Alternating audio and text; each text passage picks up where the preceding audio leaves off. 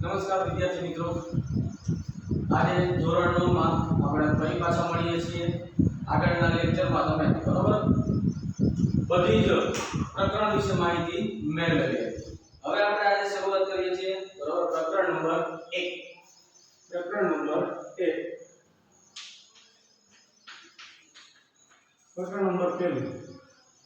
1 છે આપણી આસપાસમાં દ્રવ્ય. તો આપણી આસપાસમાં દ્રવ્ય આ પ્રકરણમાં આપણે શું શીખવાનું છે? આપણી આસપાસમાં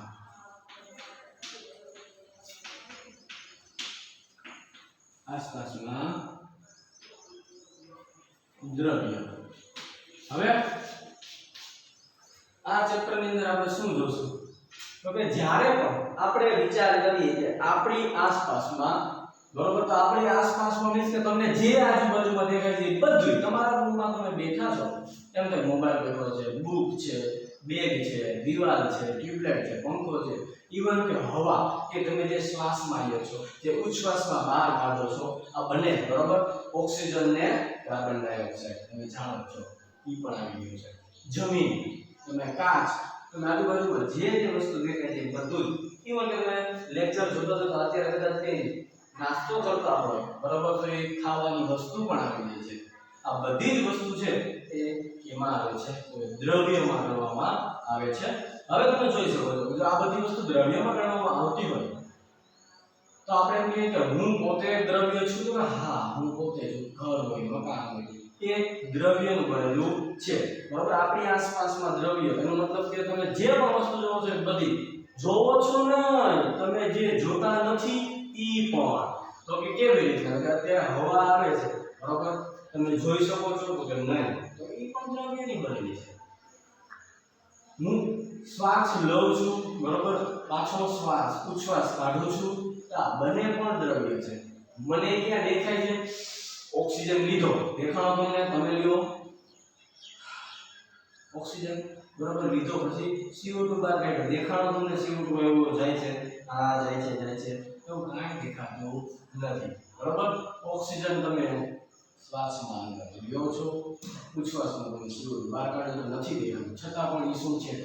દ્રવ્ય છે. એ શું કામ નથી દેખાતું એના વિશે તમને ખ્યાલ છે, કારણ કે દ્રવ્ય છે ખૂબ જ સૂક્ષ્મ કણોનો બનેલો હોય છે, કોઈ પણ દ્રવ્ય હોય બરોબર. ચાલો આપણે આપણી આસપાસમાં દ્રવ્ય બરોબર એની શરૂઆત કરીએ. મેટર ઇન અવર સરાઉન્ડિંગ્સ બરોબર, એટલે આપણી આસપાસમાં દ્રવ્ય છે.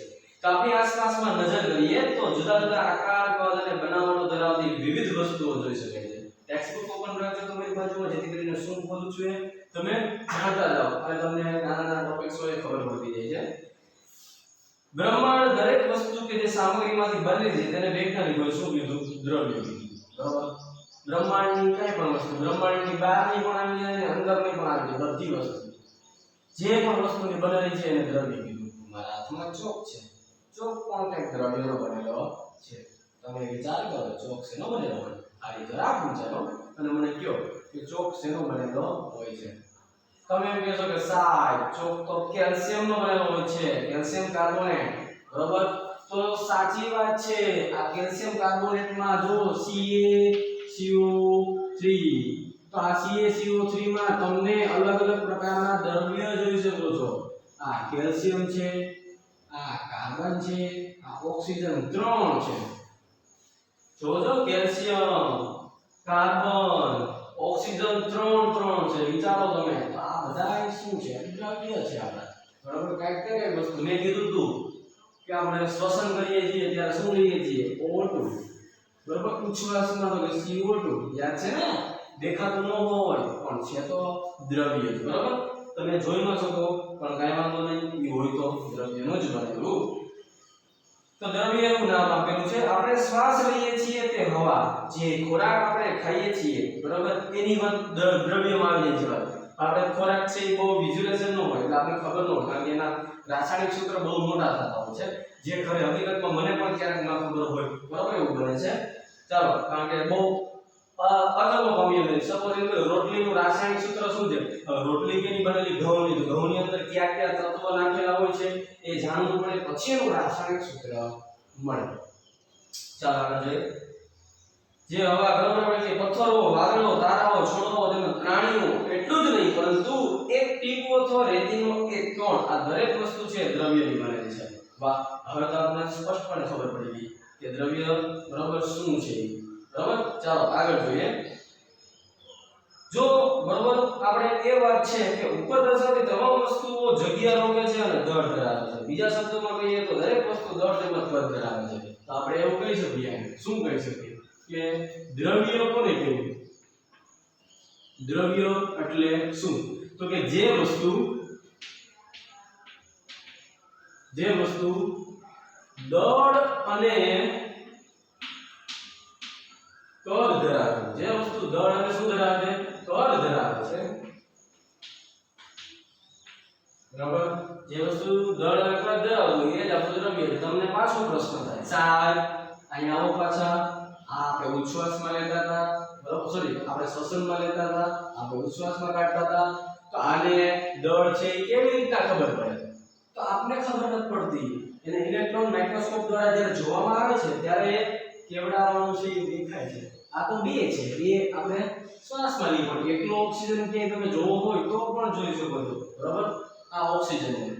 તો આપણે બધા એટલું થોડું નોટ કરી જ શકીએ છીએ, એટલું તો જાણી શકીએ છીએ કે ઓકે વૈજ્ઞાનિકે કંઈક જોયું હોય, જાણ્યું હોય ત્યારે જ કીધું હોય. આની અંદર પણ આપણે ઘૂસી ગયા છીએ, ખબર હોય તો કહી દો. આની અંદર પણ આપણે જઈ શકીએ છીએ. આ ઇલેક્ટ્રોન રચનાની અંદર બરાબર આવી રીતના એક દોરતા હતા ઓક્સિજનની અંદર ઇલેક્ટ્રોન.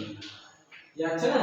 આ બધું જ આપણે ખબર છે કે ઓક્સિજનની અંદર શું શું છે એ બધું જાણો છો. આપણે એ તો ચર્ચા કરશું જ નહીં કે એને કદ વિશે. કારણ કે કદ તો કદ હોય તો દળ તો હોવાનું જ છે. ભલે આ ઓછું હોય, આપણા ત્રાજવામાં ન મપાય પણ એના વૈજ્ઞાનિક ત્રાજવામાં તો માપી જ શકાય છે. ચાલો આગળ જોઈએ. બરાબર, પ્રાચીન કાળથી મનુષ્ય પોતાની આસપાસની વસ્તુઓને સમજવાનો પ્રયત્ન કરતો આવ્યો છે. 100% સાચી વાત છે. તમે તમારી આસપાસની વસ્તુઓને સમજવાનો પ્રયત્ન કરો છો, કાંઈ પણ હોય. સપોઝ તમે નાના હોય, બરાબર, તમે નાના હોય તો ખાવાની વસ્તુ તમને ખબર હોય, હું ખાવાય હું નહીં ખાવાય, તમને જે હાથમાં આવે તમે ખાઈ લો. બાળક હોય એટલે તમે આજુબાજુના એવા બાળકોને પણ જોતા હશો. પછી એને ખબર પડે કે ખાવા લાયક નથી, ન ખાય. બરાબર, તો સમજતા તમે શીખા છો એટલે.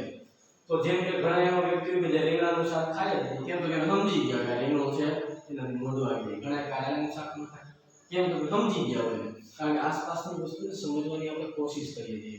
આપણે ખાલી ખાવાથી જ શીખા છે પણ એની અંદર વિશેષ કંઈ આપણે શીખા નથી. બરાબર, આ બધી વસ્તુ જે ઇફેક્ટ કરે છે કે તમે સમજો છો એમ. ચાલો તો આનો જસ્ટ એક એક્ઝામ્પલ છે કે તમે સમજો તો કેવી રીતે. બસ આપણે એટલું જ સમજ્યા છીએ કે આ કારણે પડવું એટલે ન ખાવ, પણ એના વિશે વૈજ્ઞાનિક દ્રષ્ટિએથી આપણે કંઈ સમજ્યા નથી. આપણે આજુબાજુનું જે વાતાવરણ છે એને પણ સમજીએ છીએ. આપણા શહેરનું વાતાવરણ છે કેવું છે, ચોખ્ખું છે કે પ્રદૂષિત છે. બરાબર, ચાલો ભારતના પ્રાચીન તત્વજ્ઞાનીઓએ પદાર્થને 5 મૂળભૂત તત્વો છે તેમાં આપણે વર્ગીકરણ કર્યું. હવે તો કે આપણા જે વૈજ્ઞાનિકો બરાબર ઋષિમુનિઓ હતા એ તત્વજ્ઞાનીઓ તેને 5 મૂળભૂત તત્વો છે એમાં વર્ગીકરણ કર્યું. 5 મૂળભૂત દ્રવ્યોને કેટલા છે? 5 તત્વો એટલે કે પંચ તત્વો એવું તમે કહી શકો છો. 5 તત્વોમાં વર્ગીકરણ કર્યું. 5 તત્વો ક્યાં છે? તો કે 5 તત્વો જોઈએ આપણે. તો કે વાયુ, આકાશ, પાણી, અગ્નિ. બરાબર, વાયુ, આકાશ, પાણી, અગ્નિ અને જમીન. બરાબર, આ 5 તત્વો છે. બરાબર, એનું વર્ગીકરણ આપણે કર્યું છે. પંચ તત્વો છે. જમીન કે પૃથ્વી છે. બરાબર, બે એક જ થશે. આ પૃથ્વી લખીને જે ટેક્સ્ટ બુકમાં જે આપણે વાંચ્યું છે એટલે હું તરીકે કોઈ વિદ્યાર્થીઓ ભૂલે ચડે નહીં. તો આ બધા 5 તત્વો છે. 5 તત્વોને તમે ઓળખો છો: પૃથ્વી, અગ્નિ, પાણી, આકાશ અને વાયુ. સૌથી વધારે ઓળખતા હોય તો પાણી. બરાબર, સૌથી વધારે પાણી પીવાનું જે હોય છે એની વાત કરીએ. બીજા નંબરે ઓળખતા હોય તો વાયુ છે, કારણ કે શ્વસનમાં લઈએ છીએ, ઉચ્છ્વાસમાં આપણે લાવીએ છીએ. ત્રીજા નંબરે ઓળખતા હોય તો અગ્નિ છે. બરાબર, બધાય એકવાર તો અગ્નિમાં દાઝેલા જોઈએ ક્યાંક ને ક્યાંક, દગી તો ક્યાં જોઈએ એનાથી બધાય આપણે પરિચિત છીએ. બરાબર, પછી આવે છે આકાશ.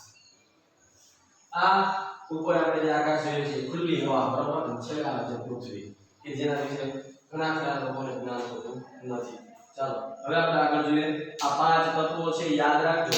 વૈજ્ઞાનિક આવશે અને આના જેવા જ પાંચ તત્વોનું વર્ગીકરણ કરશે. પાછું આપણે યાદ રાખવાનું છે, બરાબર?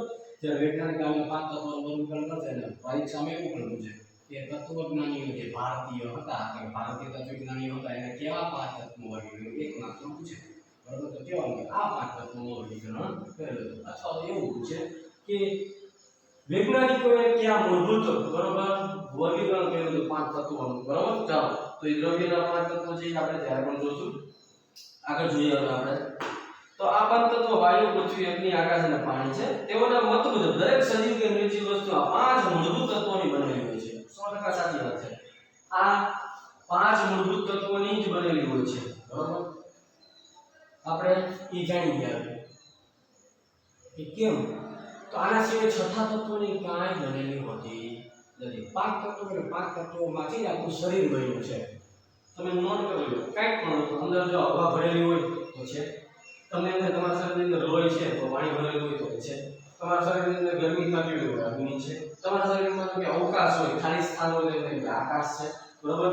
અને કંઈ ઘન પદાર્થ હોય તો તમને અંદર પૃથ્વીનો બનેલો છે. તો આ બધું છે એ અવસ્થાઓ છે, બરાબર?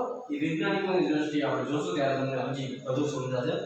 હવે આવે છે દરેક સજીવ કે નિર્જીવ વસ્તુ આ પાંચ મૂળભૂત તત્વોની બનેલી છે. તે સમયના ગ્રીક તત્વજ્ઞાનીઓ પણ પદાર્થોને આ જ પ્રકારે વર્ગીકૃત કર્યું.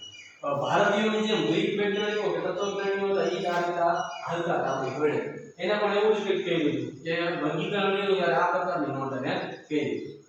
ચાલો આધુનિક વૈજ્ઞાનિકોની દ્રષ્ટિએ ભૌતિક ગુણધર્મો અને રાસાયણિક સ્વભાવના આધારે શું કરવાનું છે? પ્રકૃતિના આધારે આપણે બે પ્રકારમાં વર્ગીકરણ કરવાનું છે. તો દ્રવ્ય છે એને આપણે બે પ્રકારે વર્ગીકરણ કરશું. તો દ્રવ્યનું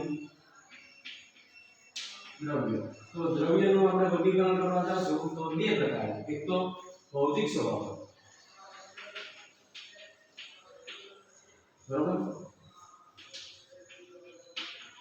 ભૌતિક સ્વભાવ અને બીજું છે રાસાયણિક.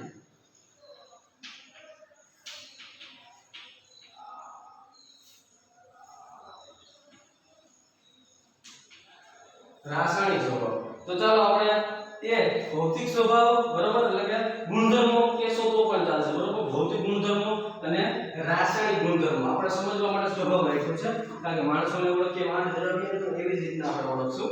ચાલો તો આપણે ભૌતિક અને રાસાયણિકના આધારે તેનું બે પ્રકારના વર્ગીકરણ વિકસાવીએ.